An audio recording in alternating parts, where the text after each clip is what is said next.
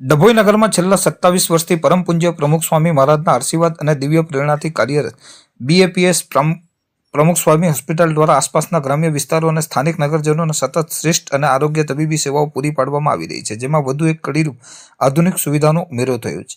ડભોઈ સિનોર 4 રસ્તા નજીક આવેલા હોસ્પિટલ ખાતે દર્દીઓની સુખાકારી માટે રોટરી ક્લબ ઓફ વડોદરા કલાનગરીના વિશેષ સહયોગથી એક નવીન ડાયાલિસિસ સેન્ટર તૈયાર કરવામાં આવ્યું છે, જેનું આજે ભવ્ય ઉદ્ઘાટન કરવામાં આવ્યું હતું. આ પ્રસંગે બીએપીએસ પ્રમુખ સ્વામી મંદિર અટલાદરાના કોઠારી પૂજ્ય ભાગ્ય સેતુ સ્વામી તેમજ અન્ય સાધુ સંતોના વૈદિક મંત્રોચ્ચાર અને ડભોઈના ધારાસભ્ય શૈલેષભાઈ મહેતાના વરદ હસ્તે રિબિન કાપીને આ સેન્ટરને જાહેર જનતા માટે ખુલ્લું મૂકવામાં આવ્યું હતું.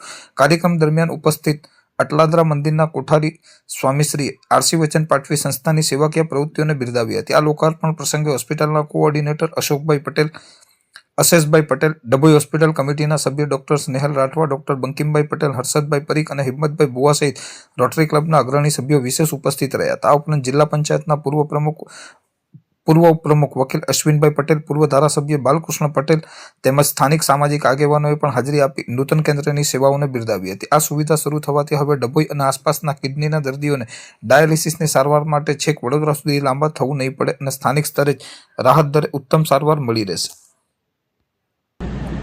આજરોજ દર્ભાવતી નગરીની પ્રમુખ સ્વામી હોસ્પિટલ ખાતે રોટરી ક્લબ વડોદરા કલાનગરીના સહયોગથી ડાયાલિસિસ સેન્ટરનું ઉદ્ઘાટન કરવામાં આવ્યું છે. પ્રમુખ સ્વામીના આશીર્વાદ અને એમની પ્રેરણાથી આ હોસ્પિટલ ઊભી થઈ હતી. 26 વર્ષ થઈ ગયા. ત્યારે આ ડાયાલિસિસ સેન્ટર અહીંયા જે કોઈ દર્દીઓ આવે એ લોકોનું સ્વાસ્થ્ય સારું થાય અને એમની જિંદગી સુખમય નીવડે એના માટે કાર્યરત થશે. ત્યારે આનો વધુમાં વધુ લોકો લાભ લે અને પ્રમુખ સ્વામીના આશીર્વાદ આ તમામ દર્દી ઉપર ઉતરે અને એમનું સ્વાસ્થ્ય ખૂબ સુંદર રીતે અહીંયાથી બહાર નીકળે એવી અપેક્ષા રાખું છું.